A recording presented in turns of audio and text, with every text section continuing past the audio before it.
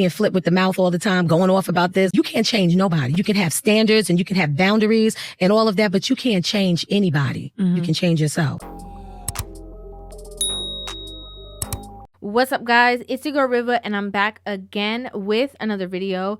So I was actually sent this video on my Instagram DM, and it was basically an interview that LL Cool J's wife did, basically talking about marriage and stuff like that. And in my opinion, I think that she set the record straight about the truth about marriage for a lot of women. So what I'm going to do is I'm going to press play, pause, play, give you guys my thoughts, my feelings, my opinions on this entire conversation. Marriage itself has its challenges, but you got to have God first. You got to stay on your knees praying. I'm married to a sex symbol.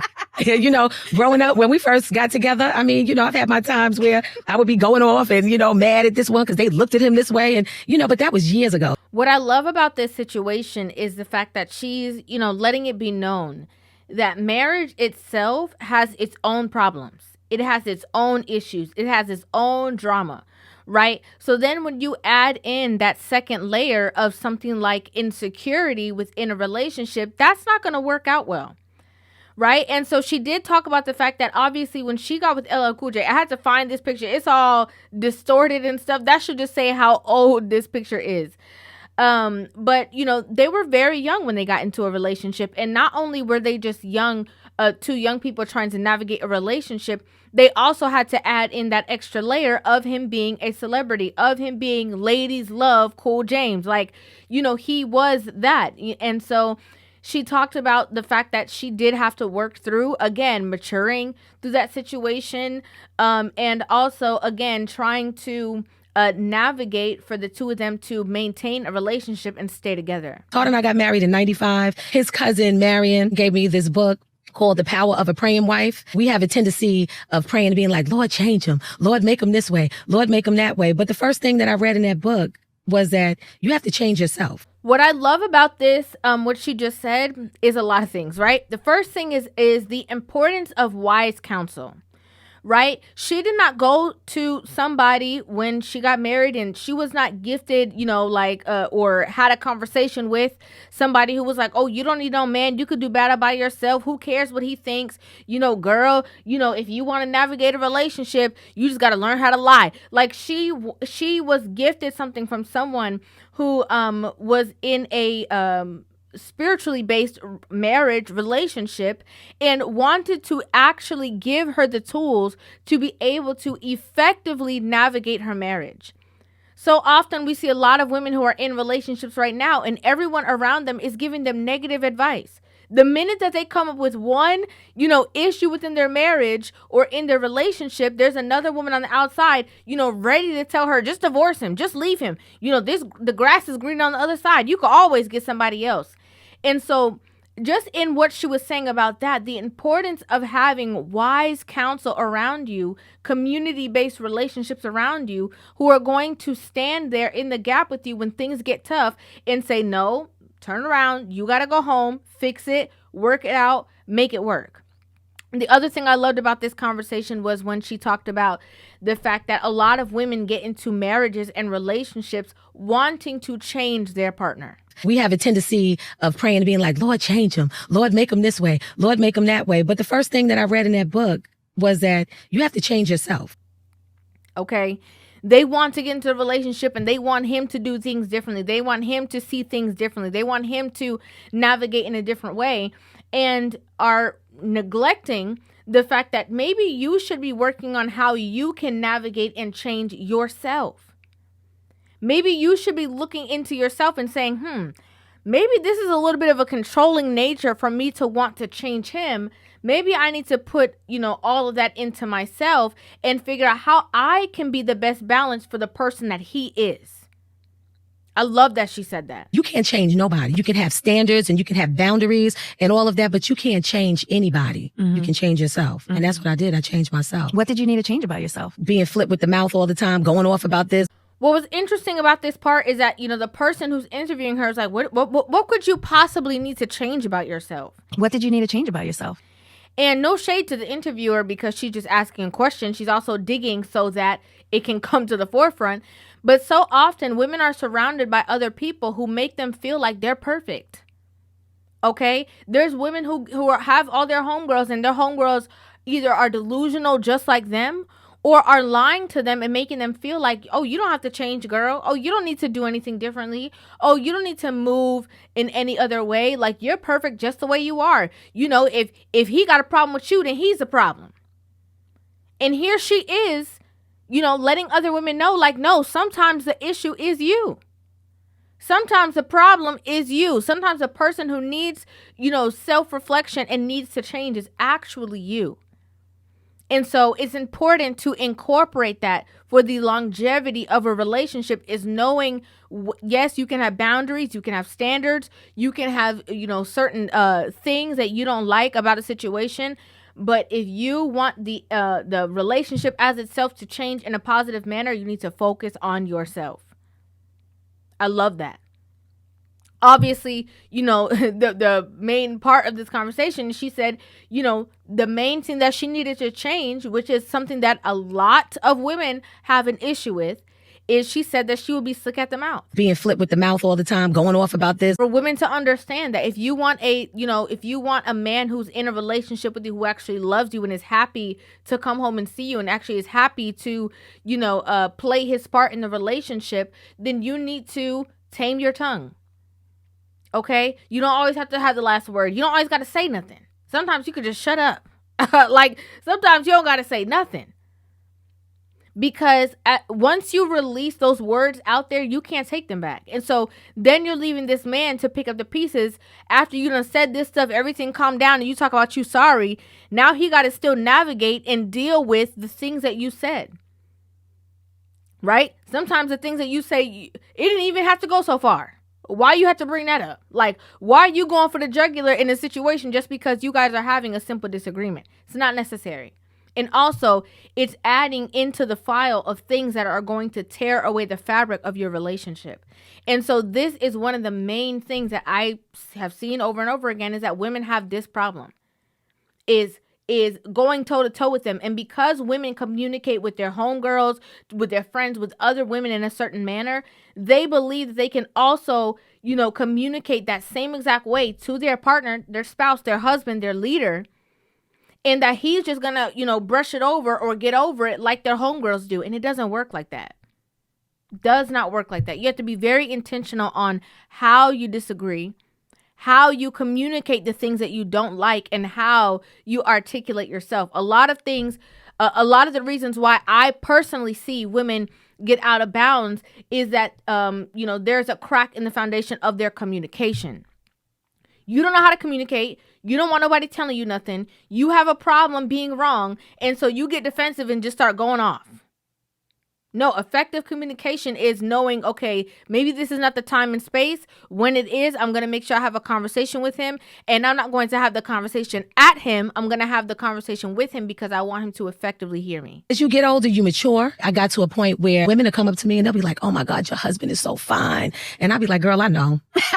You think I could get a picture with him? Sure, go on and ask him for a picture. Just don't be disrespectful. I think that this tidbit of information that she gave can go to a lot of normal women who are not in relationships with quote unquote sex symbols. Okay? Because a lot of women believe that love in a relationship is, you know, I got to grab onto you. I got to see you every second. I got to hold on to you. You know, I love you so much. I don't want it to slip through my grasp. So what I'm going to do is I'm going to, you know, be rude to all the other women who are outside in the grocery store who even look like, you know, they're looking your way because I got to mark my territory. You know, a lot of women believe that love looks like you see an attractive woman who makes you feel intimidated with who you are. So you got to grab on your man's hand. You got to kiss him in public in front of everybody. Again, mark your territory. And that's not what love is. Love and the balance in a relationship, I always say to women, allow that person to be exactly who they are so you can know how and where you fit in accordingly. 100%. If you grabbing on his hand every chance he get, if you going with him every single where he go just so you could watch him, that's not even giving or building any form of trust in the relationship, because how do you know what he won't do when you're not there if you always there watching him? Let that man be. I didn't feel the need to have to be every place with Todd. I didn't feel like I needed to travel with him everywhere to keep my eye on him and all of that stuff, because I was very confident in our relationship and in our marriage. And at the end of the day, if somebody gonna fool around, they gonna fool around, right? 100% agree. What would be the point of you standing there staring at him every chance he get? Like, you are just now giving him more ways. If this man wants to step out, you're just giving him more ways to be creative in how he's going to do that. Okay? You're not helping the situation. And worse, the more that a woman grasps onto a man, and I wish that a lot of women would understand this concept, the more that you're making him want to run away. You're making him want to flee the situation. He feels uncomfortable. He feels trapped. And a man being a leader wants to be the one in the position that's making the decisions. If he feels like you are mommying him and controlling him, that is only going to make him want to retreat from the situation. Let it be. As she said, if he's going to do it, he's going to do it. Whether he overseas, whether he in-house. Okay? Again, you need to allow that person to be who they are. 100%. And they will show you. If a man is all about you, he gonna let you know. You're gonna see it in his actions. You don't gotta watch him, stand there, stare at him, nothing. It's gonna be what it is. As a woman, was that I made my house a home, because home is where the heart is at. The closer you get to God, the more you understand who God is in your life, is the more you're gonna understand who you are and what your purpose is. Now let me just pause right here. Before we get into the ending of what she said, let me just say right here.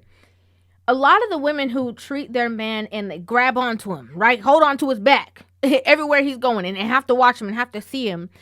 The reason why there's a lot of insecurities within that relationship, besides abandonment issues, attachment issues, and all that kind of stuff, childhood traumas, it also is the fact that you know 100% that you are not treating this person the way in which they are supposed to be treated.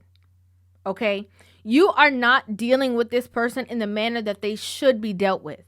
And so since you are not treating this person accordingly, since you are not treating this person, again, how they should be treated, it makes you feel insecure, because you know there might be someone out there that might be able to catch them in their grasp, because there is a space available for another woman, because you are not fulfilling the part of that you're supposed to be fulfilling within the relationship. Right? You're in the relationship, you nagging him, disrespecting him, talking to him bad, treating him bad, not giving him none. Okay, we're just gonna keep it real. You're doing all of these things that are making him feel like your enemy. And again, leaving the space available for somebody else to be there emotionally, physically, spiritually, mentally, because you're not in it. As a woman, was that I made my house a home. Again, that's what's leading to a lot of your unnecessary stress in your relationship. If you put the focus on you, like she said before, okay, how am I showing up as a wife? How am I showing up in this relationship? How am I showing up as a girlfriend? What can I do? What can I be doing? Am I, making sure that he feels like I'm here, I'm present, I'm supportive? And sometimes it's necessary to take those self-checks. And going a step further, sometimes your spouse will even approach you and let you know where you're going wrong. And instead of being defensive, sometimes you have to look into yourself and see if there's actually truth in his complaints, because majority of the time there is. And if there is, make those adjustments. It's important. But if you feel like you're above reproach, you know it all, nobody can't tell you nothing, there's nothing you need to fix, there's nothing you need to change, you perfect, you don't need to change anything, you're going to keep hitting a brick wall and end up not only ruining the relationship, but you're going to be in a space that you're unable to even get into a new one and maintain a new one. Because obviously you're the problem.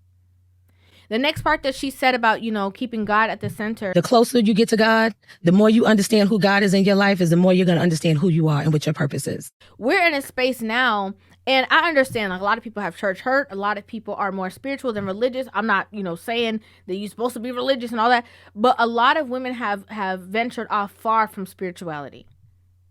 They're so natural minded. They're so flesh.